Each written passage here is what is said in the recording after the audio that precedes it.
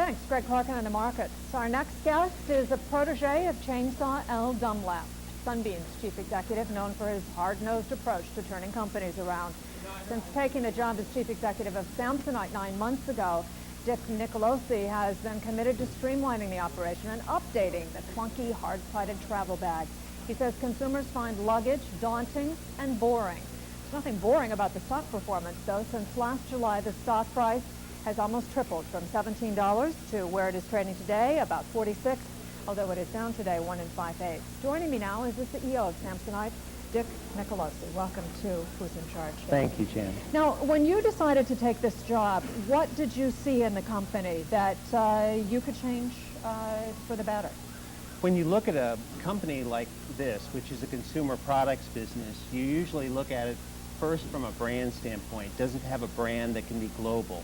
Is it in a category that is strong and can grow and can continue to flourish? And your answer was yes on both counts. Oh, yes. And then from a competitive situation, this was, for me, a situation that was unusually good because there was no strong competitive environment. So if you could get your act together from a corporate standpoint, you had a really good chance of being able to consolidate competition and build a lot of top-line growth relatively quickly. So what's happened to the company? There are too many models, not listening to consumers and into businesses that had nothing to do with luggage? I mean, is that kind of it? Well, I think the biggest thing was organizationally, it was so fragmented. It had, for a company this size, so many different profit centers located all over the world with the full complement of designers and manufacturing people and so on. So they added a lot of cost on one hand, and on the other hand, they didn't take much action, and they didn't learn from each other so that we could get global brands with global strengths and global products. So which design team had the best design in your view? Well, the U.S. one or someplace else in the world? We ended up going with a combination. We closed down the Denver design team, and we had one in Warren, Rhode Island, which is right next to the School of Design up there, the Rhode Island School of Design. And one of the professors, former professors there, is now leading our design effort there, together with a contingent in Europe, so that we get the European fashion influence blended together with strong features that consumers want in luggage that we have become expert at in the United States. Now, along with all of this, you had to cut costs, and part of the cost of cutting costs is that you eliminated something like 8,000 jobs. Was that necessary? No, we didn't eliminate 8,000 jobs. We eliminated about 500 to 800 jobs, about 10%. 8,000 is the total number of people we have around the world. And when we looked at our cost structure... Still, 10%. It's a lot. Large amount. It's a lot. And one of the things that I agonize most over, it is the most difficult thing that you have to do as a business person. And first, the way you go about it is to figure out what is required to do the business and do it well. What are the organizational structure that is going to make the big difference in the long term and be effective and competitive in the global market? And then you determine who are the best people in those jobs and you put them in place. And then you get on with the restructure, get it behind you, and then look forward to build a winning team that hopefully will be growing organically because you've grown the business organically. Now, is it easier to make those decisions when you just come in and you don't know the people that you're slashing the jobs out from under? I've had to do it both ways, and I think it's difficult regardless. And it's difficult because you know at the heart and the core of this thing are people's lives. And it is something that you agonize deeply over, but on the other hand, you have to do the changes you do, otherwise the whole organization dies. And you've seen a benefit. I assume that your salary package also has a stock component, and the stock has done very well. So it's certainly helped your bottom line, hasn't it? Well, it has helped my bottom line, but I have also invested a lot of my own money in the stock. I've invested over $5 million of my personal money in the stock, reflecting my personal commitment to Samsonite and reflecting the commitment that I have in making this business, a good global business, excellent. Also, we've asked our senior managers, and they have agreed to also buy the stock. So they are stockholders based on their own money as well. Thanks very much, Dick Nicolosi, the CEO of Samsonite. Thanks for joining us. Thank you.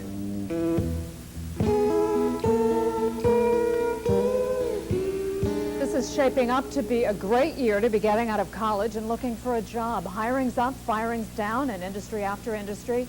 That's encouraging a big change in the way many graduating students handle job interviews. William Rukeyser has the story.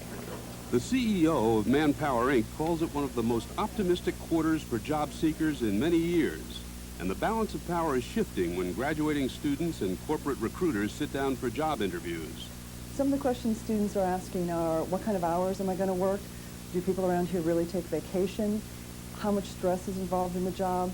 Will I have the opportunity to play softball after work? They ask whether they have to travel on weekends, and they ask about FaceTime. Is it about being here and being seen and socializing after work, or is it about doing a good job? Maury Hannigan, who coaches corporate recruiters, says years of layoffs both change students' values and put them in a better position to make demands.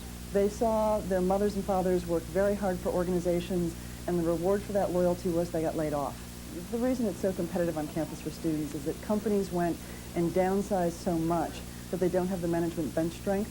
So they're going to campus to look for people to backfill their management team. Recruiters say at least one group of students is still unlikely to dwell on work-life balance, those who want to work for Wall Street firms. They figure they'll get the balance when they turn 40, they're sitting on millions in cash, and then they'll make up for all the time they lost at the office.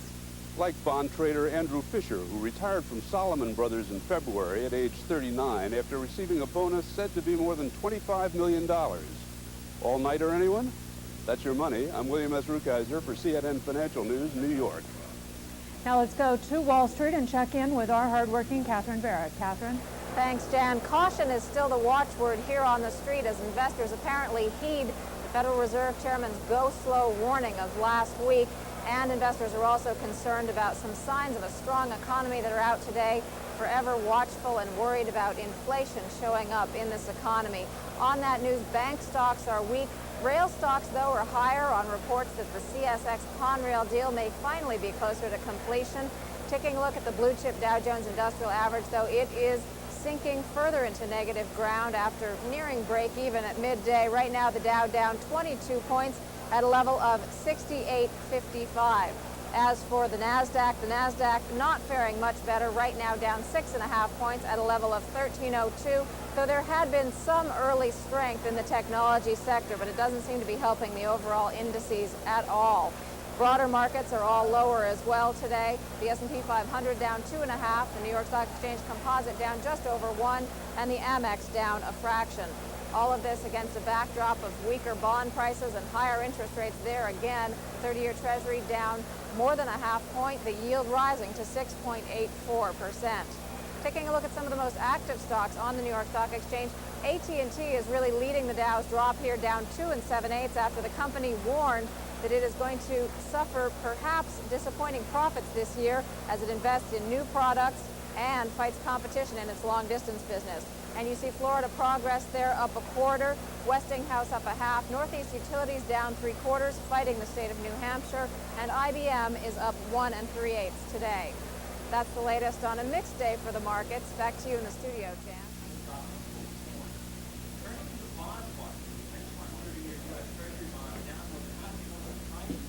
If you know of a company that's interesting or unique, let us know. You can email us, charge@cnnfn.com. Also check out CNN FN Interactive on the World Wide Web by calling 1-800-WORLDSNET extension CNN. You can get free information and internet software. This is Business Unusual. You're watching FN. All right, welcome to Power Lunch for a Tuesday. I'm Bill Griffith. Here are some of the things we have planned over the next 90 minutes. Scott Cohn reports on what could be the largest age discrimination lawsuit in U.S. history, and it has implications for the aging population of baby boomers, believe it or not. Part 2 of our 3-part series on the business of baseball. Bob Pisani looks at the big salaries players now make and how that has changed the way owners manage their teams. We'll talk with the Chief Executive Officer of Samsonite today. He's been in office less than a year, and the stock has more than doubled. We'll find out what he's doing right. In May of last year, just last May, luggage manufacturer Samsonite was $400 million in the red. But in less than 1 year, the company has managed to bounce back. It's making money now. It's taken a fairly flat stock and doubled, more than doubled its value in that time. What's the secret to the success? Well, it could be Samsonite's relatively new chief executive officer, Dick Nicolosi. He instituted a new marketing plan, brought in some new people to put them in the management spots, and invested in product research. So has Samsonite packed away all its problems? Joining us now, Samsonite CEO, Richard Nicolosi. Good to see you. Thanks for joining us. Hi, Bill. Nice to see you. And we should point out that you were part of Al Dunlap's team at Scott Paper. Yes. You know, the turnaround there, very successful. Similarities here? Was it a different story at Samsonite? What was the problem? I think they're very different stories. This is more like the Procter & Gamble story of building brands. Where you also worked? The Scott story was more one of taking assets and figuring out how to utilize those assets a lot better. As you may know, the paper business has hundreds of millions of dollars, indeed billions of dollars of assets. Right. And how intelligently and shrewdly you use those assets determines your profitability. This is a story of brand building. This is a brand that already was the only global luggage brand that had the capability of growing. It just didn't have an organizationally coherent strategy on how to globalize the best of the best and get rid of the rest. So you have the brand names. You've got Samsonite, you've got American Tourister. There are other ancillary businesses as well. Had the company spread itself too thin at the same time? I think that's a logical conclusion. We have really focused on brand Samsonite and taking that globally and making that the heart and core of our business. And what we learned in Europe was that you can take Samsonite just like BMW and have an 850i at $125,000 and a 318i at $18,000 and everything in between, thereby opening up the demographic group whose appeal exists for this product. Right. Samsonite in Europe has products with features and materials and styling that successfully commands $500 as well as $100 and everything in between. We're doing the same in the United States and elsewhere in the world to globalize the best products we have. So what was wrong with, well, here's the cart. Now, this is part of your new campaign. I mean, you want to focus on the ease of use and other things as well, right? Bill, when I came to Samsonite in May, I was lucky enough to come to the World Product Development meeting that was already planned to occur in Antwerp. And I went there, and one of the designers came up and put this on the table and said, look, this has 4 wheels instead of 2, right, so the weight's on the ground. What a brilliant idea. And, by the way, I can move it around. I have a suitor in the front, and I have shelves on the inside like the drawers in your own home. Amazing. And I looked at that and said, let's go global now. And that's what we're doing. And as a result, top-line growth is really accelerated. If you look at the first 6 months of our company in this last fiscal year, we were growing at about 7%. Just by introducing these easy carts in the United States, we're going to globalize it in the next few months. But just in the United States, we've accelerated growth to 12% for the second half of the year. So as a result, we ended the year at up 10%. So far, so good. So far. What was wrong with the Gorilla? Oh, the Gorilla was fine because in terms of communicating the hard side protection that you get. Right. But now we have ease of mobility, internal organization, ease of handling, so fashion, styling. Different messages, different opportunities to tell the consumer why luggage is interesting and not as daunting a purchase as they may have thought. So bye-bye Gorilla. There it goes. Are you finished? I mean, you know, do you consider yourself a turnaround artist necessarily, because that's the experiences you've had in the past, or are you going to stick around with Samsonite for a while? Well, I'm dedicated to building a profound and enduring winning team with winning brands, and to leave a profound and enduring legacy. Now, how long that takes, you never know. What I have to do and have to ensure is done at any time is that we have in place the right programs to build over the long haul, the right people and winning team to build over the long haul, and then we'll see. How far along are you in that plan then? I think we're about halfway through. Halfway. Yeah. And already the stock has gone from the low teens to almost $50. Bill, it's a buying opportunity. Still a buying opportunity. Yes, sir. In fact, we just bought as part of the offering, I bought another 50,000 shares at $42. Putting his money where his mouth is. Mr. Nicolosi, good luck. Thanks for joining us today. Thank you, Bill. Continued success. Dick Nicolosi, the Chief Executive Officer of Samsonite, joining us today. We'll come back. Tupperware raising an earnings red flag after this. The man who ended the monkey business at Samsonite, CEO Richard Nicolosi, is after this.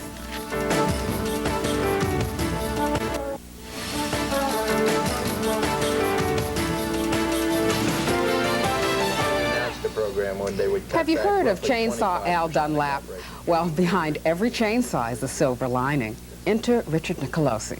Nicolosi was Dunlap's right-hand man for the 18 months it took to turn around Scott Paper. Now he's creating his own magic at the Samsonite Corporation. With fewer cuts in employees than Dunlap traditionally favors, Nicolosi has taken the luggage maker from red to black in roughly 1 year. Yet some say that the fix is merely temporary. Joining us in our studio to discuss whether the resurrection of Samsonite is the real deal, the company's CEO, Richard Nicolosi. Mr. Nicolosi, thanks very much. Well, are you now a kinder, gentler chainsaw? Oh, I think each and every one of us is our own person. And when you deal with a corporation, as you lead it, you have to deal with what that corporation is. Just like a doctor has to deal with a patient differently, you wouldn't give someone who unfortunately has cancer 2 aspirin and drink plenty of liquids. Conversely, you wouldn't give chemotherapy to someone who has a cold. Mm-hmm. There was some criticism that after Scott Paper turned around and you left, that it may be just a fresh coat of paint that you two put on it, that there were still some underlying problems. How do you address that criticism? I think that we made a lot of progress in terms of how to organize that business, how to focus that business, and how to achieve a lot of top-line growth that was achieved over that 18-month period of time. And I think that history, as it looks at what has happened with Scott as part of Kimberly-Clark, indicates very clearly that the business has benefited from that merger and that the contribution of Scott to Kimberly-Clark was great. Now, what are you doing at Samsonite? I understand you're canning the gorilla beating the heck out of the luggage ad. What's going on there? Well, some really good things. We have a Samsonite game plan that we have now put into effect that is already yielding pretty tremendous results. We have, in the last 6 months alone, been able to add EBIT margins of 2 percentage points, from 5 to 7 percentage points up. Top-line growth has gone from 6% to 12% rate of growth. And it's by globalizing our products, by taking the best of the best from our brands from around the world. And what's really, really good about it is this. I found in North America some great technologies. Easy carts in terms of how to wheel on 4 wheels your luggage so that you don't have the weight on your arm. Now, conversely, in Europe, we have smashing styles, beautiful, exquisite designs, almost handbag-like in their beauty. So what we're doing is we're marrying the best of the features with great fashion and style, and globalizing those while getting rid of the rest. So you see an area now where you're going to not only have more beautiful luggage, softer luggage, what people want. How about less expensive? Well, you know, luggage, as we are architecting it in terms of the product architecture, will offer consumers a broader range of price points. Price points ranging from the $100 range all the way up to $600. Because take BMW. BMW does the same thing. A 750i will cost over $100,000, but a 318i will cost $18,000. And we're going to do the same, and are doing the same. Good luck, Mr. Nicolosi, and thanks for joining us. Well, My thank guest you. today, CEO of Samsonite Corporation, Richard Nicolosi.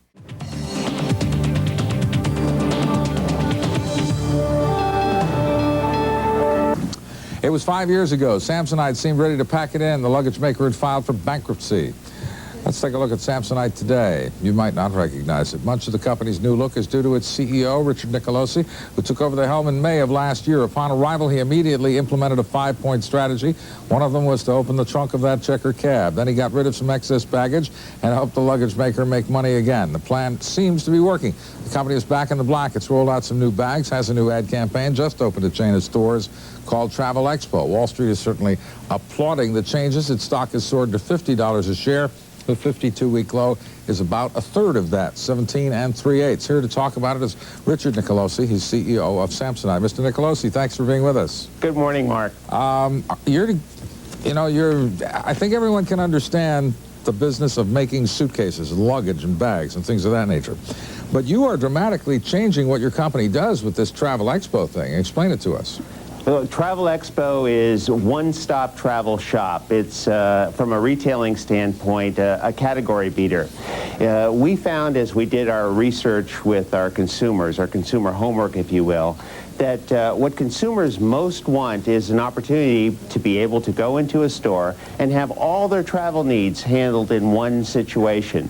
So we have established exclusive arrangements with American Express Travel Services and Carlson Travel Services so that they can get their travelers' checks and tickets, reservations, etc.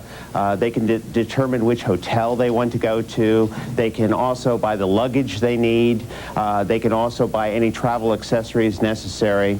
And as a result of that, they can learn everything they want up to and including exploring on Rand McNally the appropriate route to go from destination X to Y. Well, I guess my question, Mr. Nicolosi, is your company up to it? Until now, your only retail presence has been in what most people would consider to be, these outlet stores. Now you're talking about a totally different retailing concept, and it is retailing after all. Well, the outlet stores are also retailing, and all I can tell you is that the rate of improvement in performance in our retailing business has been nothing short of sensational. Let me put it into perspective. About 15 months ago, that business for us was somewhere around $40 to $50 million. Today, we just ended the fiscal year, in January 31 of 1997, we ended the fiscal year where we added 50% to $75 million. We're now straight lining after the first quarter to up another 50%. As a result, we're seeing a rate of growth that is just nothing short of phenomenal. Where is the growth coming from? Are you more effective in your advertising? Are you simply being more effective in targeting your audience, which I would imagine is business people, right? Business people are an extremely important part of the business. If you look at the total category, you've got about 20 to 25% of people who account for 1.5 purchases of luggage every year. And then the rest of the people essentially are buying luggage on once every 8 or 9 year basis. So the road warriors of the world are our target audience. Mm-hmm. That is the group we're targeting in our advertising. That is the group we're targeting with our Travel Expo stores. And also, most importantly, that is the group we're targeting with our brand new products. What we've done is we've looked around the world to find the best designs that exist, and many of them existed in our Samsonite Europe operation. We took those designs, searched and reapplied them to the U.S., and then took patented innovations like our Easy Cart, which is 4 wheels on the ground, so all the weight is all on the ground, not on your arm, and you can mobilely move your luggage around, thereby making travel easier. Mm-hmm. All right, Mr. Nicolosi, thank you very much. We appreciate you sharing your time with us. Thanks, Mark. Richard Nicolosi is CEO of Samsonite. He joined us from our Midtown Bureau. Up next, more from our guest host, Larry Kudlow, plus Maria gets us ready for the opening bell on Wall Street. And up later, the new United States Labor Secretary will join us. And a comeback for the junk market, the junk bond market? Well, we'll see. Stay tuned.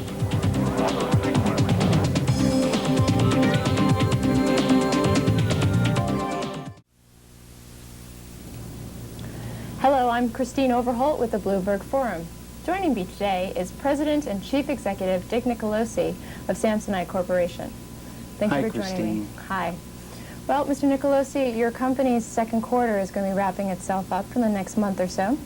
And we were wondering what the outlook was and whether or not you're comfortable with analysts' earnings expectations for this quarter. Yes.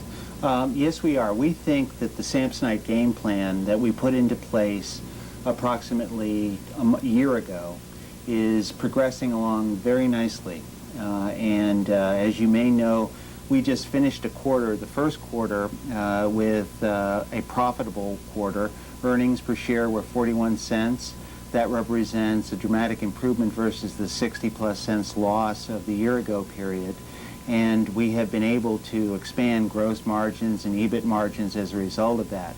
And we think, based on everything we can see, and naturally the quarter is still only halfway through, but based on everything we can see, we think we can continue to make the kind of earnings progress that this company has the potential to accomplish and what the Samsonite game plan can deliver. Can you describe what you think are the most important elements of that game plan and how that has evolved over the last year? Sure. It's always important to start with what you're going to need to run through the game plan for the rest of the time. And that starts with people. You've got to have great leadership, and you've got to have core competencies, and you've got to have those people with those core competencies in the right organizational design. So step one of the game plan is to get an organization of the right people designed in the right way to be able to deliver results. Did that mean any employee cuts for you, or did that mean bringing in new people? It meant both. We had to go through the organization and assess who were the people who were most competent and qualified to deliver this good company into a great company. And then where we had areas that we had to improve, we brought people in. So in a sense, we took the best of the best that was within Samsonite, brought in some key strategic players in the area of consumer marketing and general management, and that represented the core group that was going to lead this company into the future. So that was step one. How many employees did you cut at that time, and do you foresee any further cuts in the future? We think that we have been able to accomplish most all the cuts that are necessary, and that turned out to be about 12% of the worldwide organization. And as a result of that, we've been able to improve our cost structure while at the same time making the organization much more effective because they didn't have to deal through so many different levels and didn't have all the redundancies that are typical of a business that is not functioning well. So how many employees do you have now? About 7,000, and we had about 8,000. So, and that's worldwide? That's worldwide, yes. So then what are your top priorities going forward? Okay, so that was step one. Now, in the future, our focus is on, first of all, establishing a product architecture for our business around our brands that can drive this business. And one of the first things you always want to do when you take over a new business is go around the world and see what's working well, where the diamonds are, and understand how you can take those diamonds and leverage them on a global basis. One of the things that we found was in Europe, we found products in Samsonite that were basically like a BMW. So if you have an 850 BMW, you have the best performing luxury type products, and at the same time, for people who can't afford that, you have a 318 and a 325 BMW and everything in between. Samsonite Europe was successful with exquisite lines of products at the top end, as well as in the middle and in the lower end, so that regardless of your social economic situation, you were able to buy a quality Samsonite product. We have searched and reapplied that to the U.S. to drive not only improved margin, but also to broaden the appeal of the product and thereby generate top-line growth. So were the products in Europe different from those being sold in the U.S. at that time? Yes, which is kind of counterintuitive because you think of like Louis Vuitton or Chanel or Armani, and they don't sell different things anywhere else in the world than they do in another part of the world, so why did we? And there was no good reason. So one of the things that we were able to do is dramatically reduce the number of stock keeping units, the SKUs, by 37%, and bring only the best products from around the world, search and reapply them, and then globalize them. So that if you and I were in Hong Kong, we could buy the same fantastic Samsonite products there as we could in New York City or in Paris, France. You basically created global products. Yes. Whereas before you seem to have more regional products. A lot more regional products. In fact, at one point in time we had over 100 different product lines, and now we're distilling them all into 8 to 10 global product lines. So how is that going to translate into revenue growth over the next year, and then looking forward, say, 3 to 5 years? Yeah. At the annual meeting this morning, I was able to share with our fellow shareholders a vision for the next 3 years. And that vision said that basically our company, which is about $750 million right now, would essentially double by the calendar year 2000 or our fiscal year 2001. And during that time, we think we could not only generate a $1.25 to $1.5 billion business, but also generate EBIT margins that would double from the current 8.5% to about 17% in that future situation. Just to give you some perspective on that, about 18 months ago, maybe 20 months ago, we were not making any EBIT margin. Then in the first 6 months of last fiscal year, we were making about an EBIT margin of 5%. That moved to 7% in the second 6 months, and in the most recent quarter, it's now 8.5%. We think over this next 3-year period of time, we can take that 8.5% to about 17%, thereby generating EBIT of approximately $250 million, or taking our earnings per share estimates of the current $2 up to about $6 to $7 over that 3-year period of time. So we see a lot of upside potential to this business over that period of time.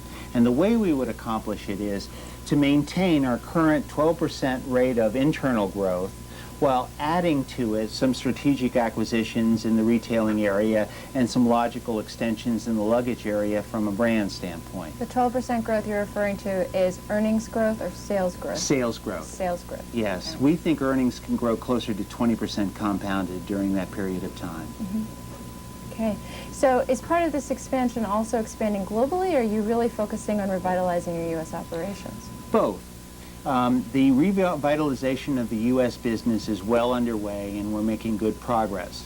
At the same time, we've announced startups in mainland China and Ningbo, just outside of Shanghai, and in India, two of the most highly populous places in the Far East. And I'm glad to say that we've now started making and producing and selling and marketing products in India, and are within a couple months of doing the same in mainland China. So those are two big areas that are going to mean a lot for us in top-line growth, not only in the balance of this fiscal year, but beyond. We've also, well along the way of establishing a negotiated relationship in Korea and accomplishing additional Malaysian operations that will model our already successful Singapore business. So what are your biggest markets? Say, what are your top 5 markets right now? The two biggest markets are the U.S. and Europe. And that's followed closely now by the emerging business in Southeast Asia, including Hong Kong. And the last business is a licensed relationship we have in Japan, which in Japan we have do licensed businesses as large as $80 to $100 million. Japan, Samsonite is a big name. If you were to break out your sales for each of the regions, how would they break out? We have about 51% in North America, 49% outside of North America. Of the percentage that's outside of North America, about 41 to 44% is in Europe, and the balance is in the Far East currently. Great. Well, Mr. Nicolosi, I'm afraid that's all the time we have, but I want to thank you for joining us today. Thank you so much, Christine. For the Bloomberg Forum, I'm Christine Overholt. Thank you.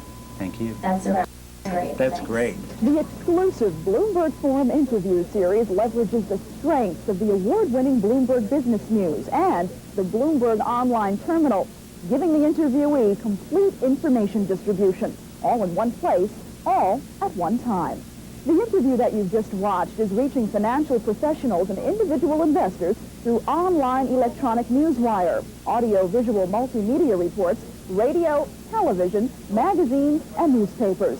From small growth companies to multi-billion-dollar conglomerates, the Bloomberg Forum helps companies communicate with this targeted audience.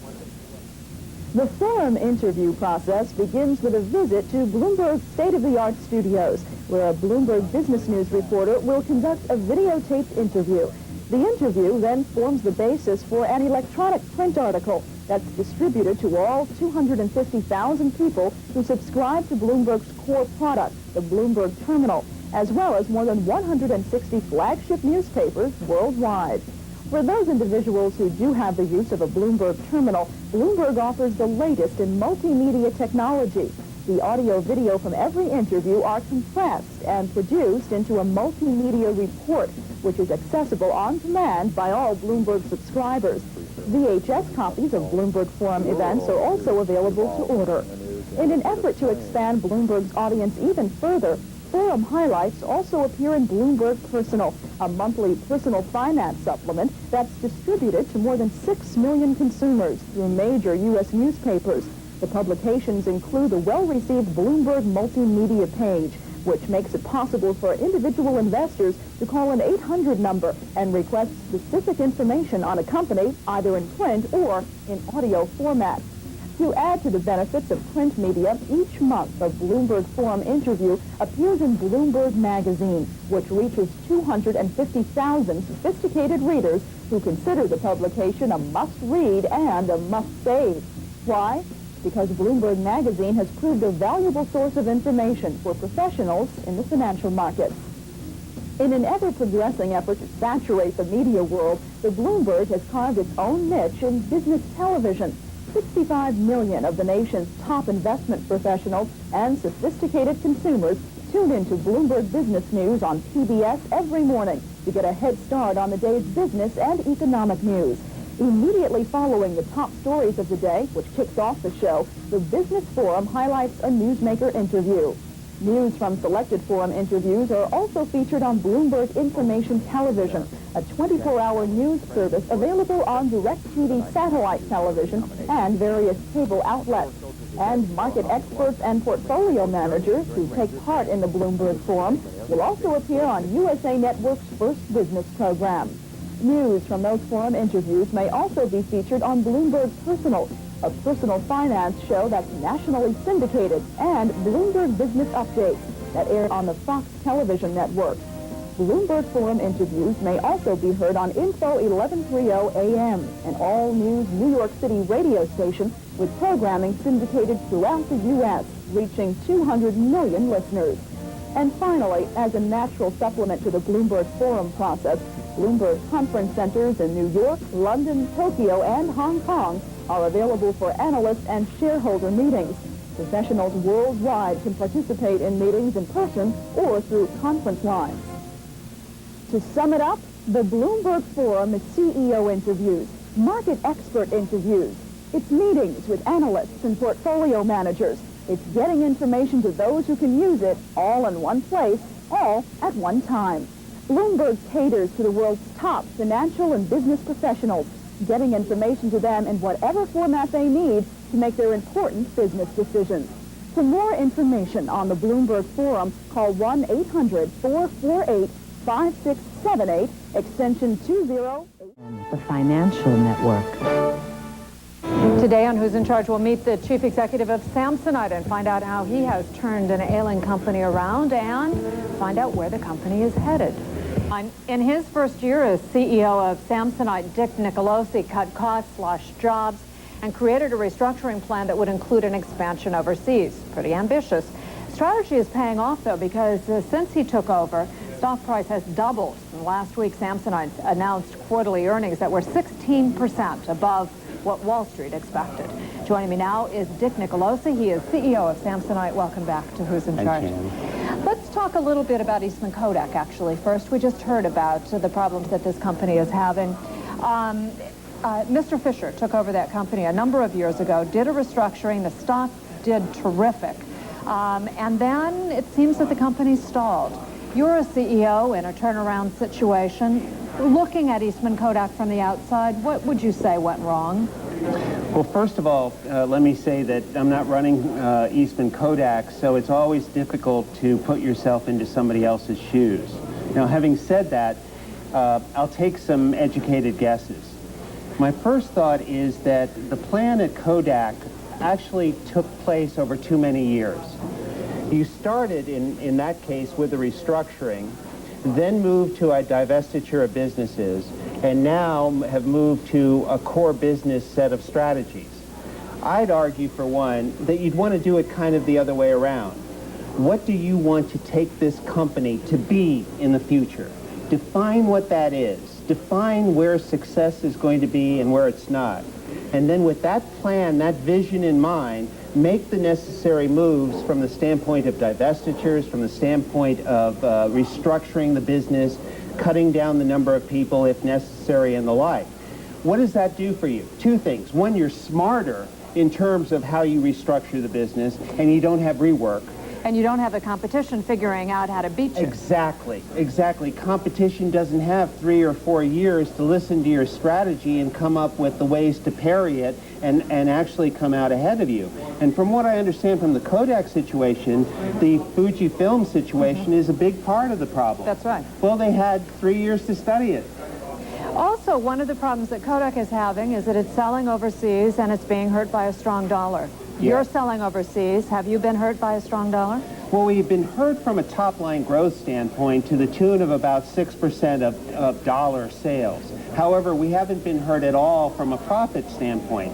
You see, one of the things you always have to do, we think, is look at the business, look at the general economic macro trends, and then decide if it's appropriate to put into place hedging programs. And to then not go so far as to be speculative with your hedging, but to hedge your plan in the region involved. So what we do is we hedge about 90% of the profits, or the EBITDA in our case, of our business in, say, Europe. And as a result of doing that, we are going to actually earn more profits than what we lost in top-line growth in terms of the strength of the dollar. Let's talk a little bit about the company, because part of what you're doing is really coming out with new products. Yes. And you're selling around the world. Is your sense that in emerging markets that people are going to travel more and they want suitcases? I mean, is that really the strategy? Oh, quite definitely. One of the key points that we always have to keep in mind is that this is a business that is $4.5 billion in world size. And actually, the rate of growth is double-digit in these emerging markets. See, they're becoming part of the Worldwide Business Club. The Worldwide Business Club demands travel. If you're going to travel, you got to have suitcases. And as a result of that, they want to have more top-end products, products that deliver upon ease of mobility, ease of handling, style, fashion, and internal organization, because they want to be a full business member. And you don't have a lot of competition around the world, is that right, or do you? We're very lucky in that regard. We are the only global company. We are the only leader in this business, and as a result, we're really up against relatively small, privately owned, generally, competition. So this is a market that is due for a consolidation over the years to come. And you assume that you're going to be a big part of the consolidation? I mean, are you going to be picking up companies as a result? We hope so. We hope so. We think that we can build upon our position and achieve not only a leadership position, but a position that could account for some 50% of the luggage business in the world. When you came to this company, it was hurting, but one of the things you saw was a strong brand? Yes. It was hurting in the sense of it had a lot of great talents. It had a great leadership brand in the right category with the right competitive dynamics. However, its cost structure wasn't right, and more importantly, it didn't behave as a cohesive global marketing company. And one of the things that we've been able to do is create that vision and that structure for what can build Samsonite into this wonderful global brand, and then take that and fashion a set of cost structures around it to make it profitable. Thanks very much. Dick Nicolosi, the CEO of Samsonite. We'll have you back to find out how the process continues. Thanks for Jan. being here.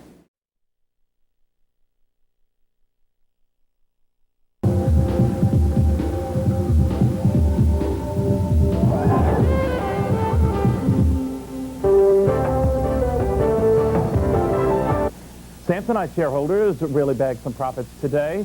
Samsonite shares jumping over 4 points to shy of 44 after the luggage maker said that second quarter earnings topped $10 million or 48 cents a share.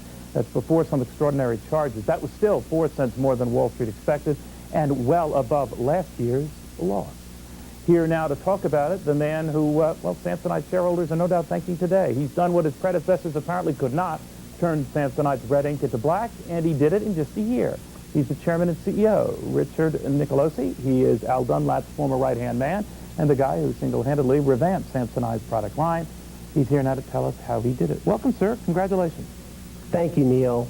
Thanks for having me. We're flattered to. I got to ask you, you did this at a time people were saying Samsonite was dead. Not too long ago, I remember people saying Samsonite was luggage material. What happened? Well, brands are at the heart and core of a consumer products company, and the brand name Samsonite among consumers still had a lot of equity. And what we sought to do in the last year is bring together the products, the global structure necessary to drive those products around the world, and then permit that brand Samsonite to grow as a global brand ought to grow. And as a result of that, we've defined a very important hallmark time now. We've completed 4 consecutive quarters of making money, and we've done that by globalizing the brand. You know, I certainly don't want to rain on that parade, Richard, but here's some of the problems that some on Wall Street cite.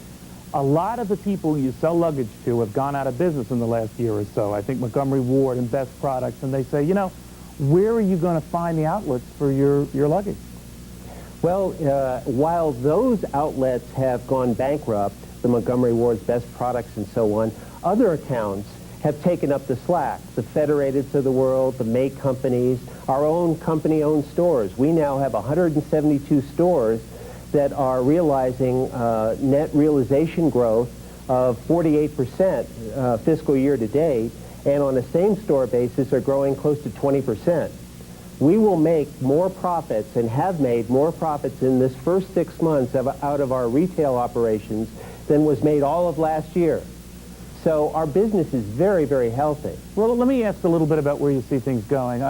One of the things that has been helping you in this restructuring effort is the fact that more folks are doing more traveling, and it says something about the improving economy. That is generally a cyclical type phenomenon, fairly or not. Are you worried? No, I'm not. Actually, the luggage business is not all that cyclical. What tends to happen is in bad times, the airlines will reduce their fares to maintain higher load factors. So the level of travel is equal to or greater in bad times than it is in good times. So as a result, people need luggage and need a means of conveying their stuff. Now, what we're bringing especially to the some party, of the casual stuff that's been a motif of yours, right? Oh, absolutely. And what we're bringing to the party are feeding to 4 key consumer needs. Ease of mobility through our easy carts and our brand new big wheels, ease of handling, and that comes about through our new Combat Combo type products, internal organization, which we've improved in all our products, so everything's organized and allows you to travel more easily, and finally, styling and fashion. Industries have been created on the basis of style and fashion alone. No doubt. So, all that is well true, and I know globally you're seeing sales pick up in every region. But on a dollar-weighted basis, without getting too arcane about this, the strong dollar's got a boomerang eventually, doesn't it? Well, if the dollar were to continue strong for the next 10 years compared to other currencies, that could create a lot of problems. However, in the next year to 2 years, we're properly hedged. We have hedged our European and Far Eastern plans so that we are in a position to be able to preserve the EBIT that will come with those lost dollars, even though we won't be able to show dollar sales growth as a result of those growths in other markets, whether it be Europe or the Far East. I see. You're talking about earnings before interest and taxes, that sort of thing. Yes. Okay. Richard, thank you very much. It's a pleasure having you on. Congratulations again. Thank you, Neil. All right. If you ever talk to Al Dunlap, give him my best. I sure will. All right. Richard Nicolosi, thank you very much. The CEO of Samsonite.